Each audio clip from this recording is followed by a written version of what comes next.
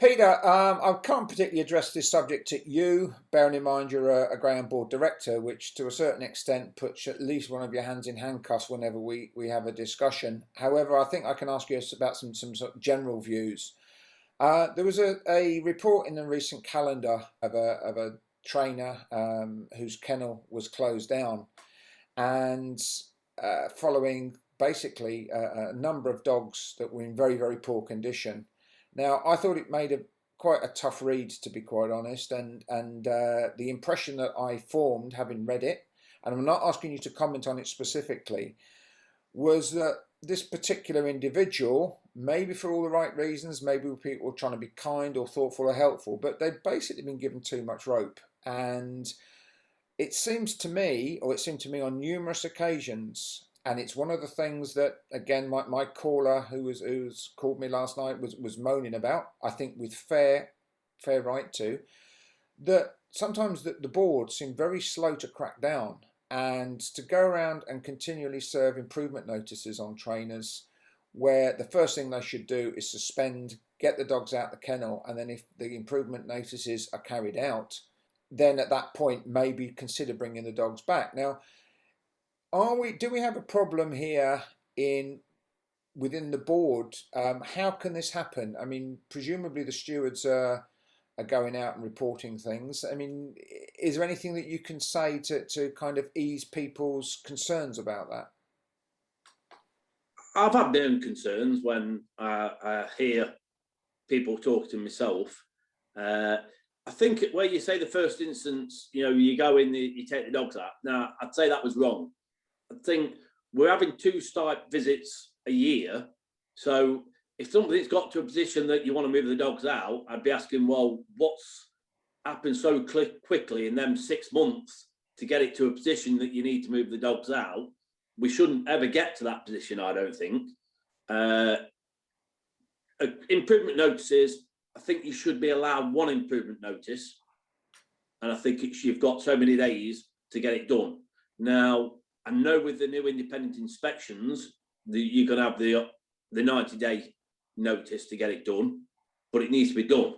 And I think that's the difference.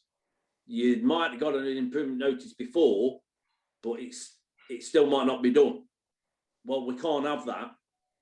You've got your 90-day improvement notice. You've got to get it done. And if you've got an improvement notice, there's a reason for that.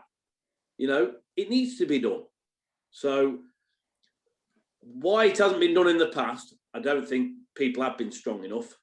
I don't think people have put the foot down enough. And I don't know why. We have got the power. We've got the power to take licenses off people. And I think it's like everything. As soon as your word starts getting round that there's somebody lost a license, or they've had their livelihood took away from them, because that's what it is. If you lose your professional trainer's license, it's your livelihood. When you start hearing about that, people are going to pick their ears up. And when they get served an improvement notice, when they've heard Joe Bloggs at the last track has lost their license, they're going to turn around and go, whoa, we need to get this done. Now, I spoke to Dave about some of this in the past, and I find some of it quite annoying, because you earn your money, and part of earning that money is to keep your premises, keep your dogs, pay for your disinfectant, or whatever you do to keep your kennels in good order. And as good trainers do that, their kennels are all in good condition, looked after. So they don't get any money for improvements because it's done. Yet you'll have somebody who's not doing everything quite right. They get served an improvement notice, or it gets where, it's a real red flag, we need to have some money thrown at this to get it sorted. The GB then provide money to get it done, and it can be good money. And it can be done urgently. And yet you get good trainers turn around and going, I don't get as much as these other people because I'm spending my money and doing it properly. Yeah. And I don't like that side of things. It's rewarding bad practice. Definitely so. Even there is good trainers getting grants. I've had grants in the past. I'm not saying that. I'm saying where your everyday work, where you should be spending your money week in, week out, doing things like you're doing, even in your house, you paint things, you get things, you keep things on top of things. when you don't do that, it turns into a big thing. Yeah. And that's where we've had to fund for some big work to be done. Well, I'm not happy about that. I don't like it because you're rewarding bad practice. And I don't think, as a sport, we should do that. I think the other point I'd like to sort of bring out here, and it's, you know, I've heard people say, well, Peter Harnden is there to defend all trainers, and I disagree.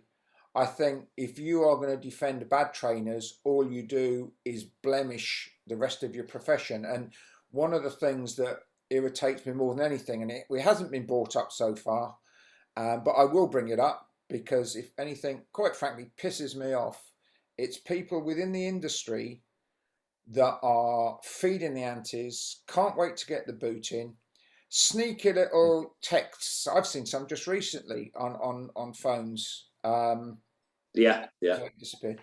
Yeah, texts from people who don't want to expose who they are, but they're having little digs that they're trying to get trainers into trouble because they informed an opinion. Now, if things are wrong, let's get it done. Let's get it sorted, and let's your profession not be damaged by it. Well, this is where the right way. Yeah, well, it's if we all do things right, we can all earn a fair wage. The dogs are looked after, and everything's quite right. It's even where people charge pennies for a kennel bill or do a run money deal. All you're doing is knocking the actual other trainers who are trying to do it right, trying to charge a fair amount so they can earn a living. All you're doing is you're letting everybody down by trying to do things on the cheap because owners think they can do it on the cheap. If we all turn around and went, we need this amount of money to get by, tractor don't pay it. You know, when someone's doing it on the cheap, there's some people think everybody can do it that way. Yeah. Well, if you're doing it right, you can't, you know, in any walk of life, if you do things cheap, you're getting a cheap job. Yeah. And we can't afford to do a cheap job with these dogs. They've got to be done right, and it costs money. And if we all want to do the right job, people will realise it costs that money. Yes, absolutely. Not thinking, well, actually, Joe Bloggs down the road can do it for £2. You're obviously making yourself a fortune by charging £7. No, hang on a minute. My dogs are being done right because it costs £7. Yeah. Yeah. Absolutely right. I mean, just to jump in there, Peter, as a owner of it, well, I've obviously got the syndicate and we've got a number of dogs and a number of owners. We've only got 2 trainers in the UK. We've got tell a lie. I've got a dog outside of the syndicate, but that's with Kevin Hutton, and I've got Jim Daly, obviously. Now, Jim Daly and Kevin Hutton are up there. Well, I don't know every kennel in the UK, but what Jim Daly and what Kevin Hutton do are absolutely fantastic. I couldn't sing their praises enough. The care and attention.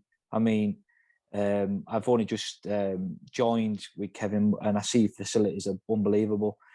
Jim Daly sending me videos of him and Blue Tick George, for instance, and talking to the dog and the treatment he's given the dog. And I mean, I've posted a video a couple of times, you might have seen it, of Jim giving the dog a proper rub down, and you see the condition. And when you go to the kennels and that, it's absolutely perfect.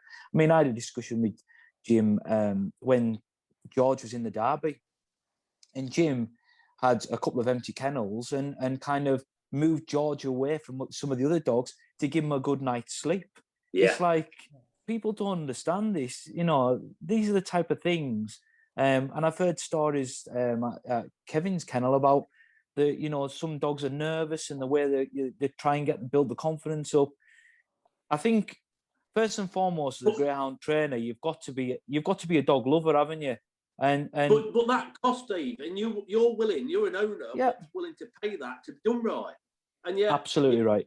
You've got people out there who don't want to pay, but expect it to be done like you say there, Dave rubbing the dog down and spending the time on the dog. That costs. That's an hour's wage, or that costs. Yeah, but in this sport, I just think we don't. I always remember years and years ago when Wimbledon was going, and me and Mark had a dog between us. Now Mark's always been one of these on and off taxi driver taught sort of people, and I took the dog down to Wimbledon, and I think it cost me like 50 quid in juice. So I says to him, I said, yeah, you got 25 quid's worth of juice for going down Wimbledon. Not a problem, he says. I says, if you had a taxi and I wanted you to take me down to Wimbledon, sit there for 4 hours waiting for me and then drive me back, what would you want for that? He says, 150 quid minimum. I says, now I'm a professional and I'm taking that dog down to Wimbledon and I'm spending my time down there and it's 50 quid. Yeah. And that is where we are with this sport. It's like the tweet I put out last night. Not many people will know that George was running at Sunderland last night, and one lad, Matty Brown, who works at Jim's Kennel, he drove up at 10 o'clock in the morning up to Sunderland with one dog in the van, stopped off twice on the way back, drove up there, put George around the track. He won, drove back, and there's a few tweets you'll see on my social media where Matty's saying the dog did brilliant tonight, and I said, well done. You know what? Stop at a Burger King on the way home. Get yourself some proper dinner because you won't have any when you get home. Jim won't be making it for you, you know. And I think people lose touch with that kennel staff, trainers. They earn a living; it's their job, you know, and they're looking after your dog, our dog, you know. Yeah. And I want them to look after George and my other dogs as well as I look after my Jack Russell that lives in the house. Yeah, very much. And if I have to pay for it, I have to pay for it. Yeah. And that's why I've sort of like always had my own sort of dogs, because I'm thinking to myself, that time it's going up there to Sunderland and doing all that effort, nobody could actually pay me enough money to make it worthwhile as a job to do it without me doing it for myself because I love it and I want to do it. Yeah. And that's where a lot of these trainers, everything, it's because they want to do it and it's a love. It's not actually, even though they've got to earn a living from it, it's the love of it and stuff. And the industry has got by on people's love and passion for the sport. And it's about time they actually did earn a decent living from the love and passion from it. You know, you see people out there kicking a bag of wind around football, earning fortunes. They would do it for nothing, really, because they love it. But they get the money for it, and we should as well.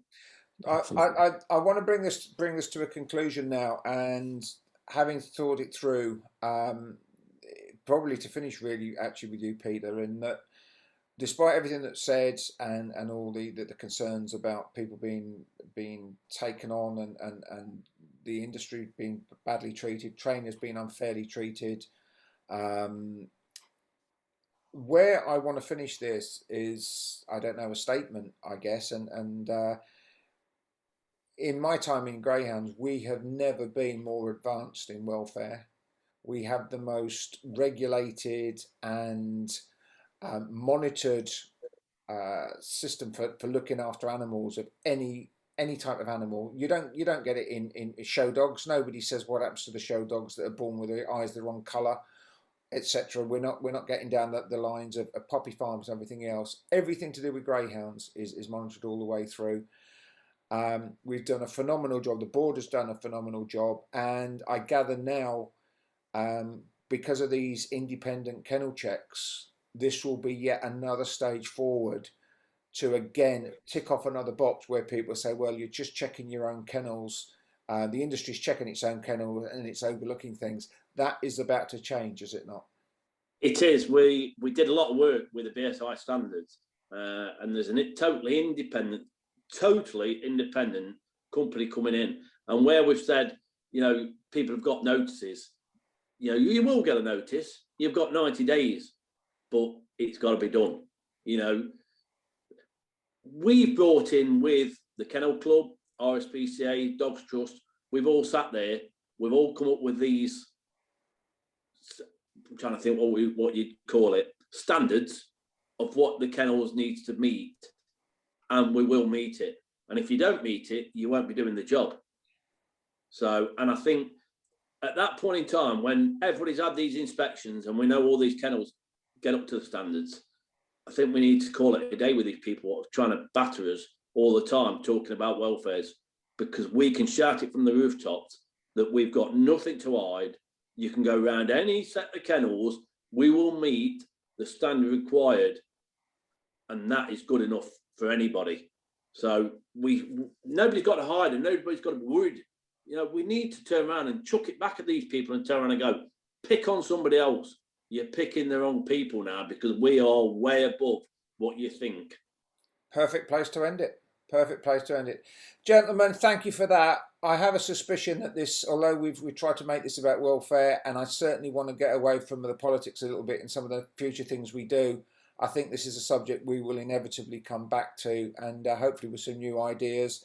And again, if we get letters in and we get thoughts in from other people, we're trying to be open and honest and address these things as best we can. People won't always like what we have to say, but as I said, that's just tough. Gentlemen, thanks very much. Cheers. Thanks, Lloyd.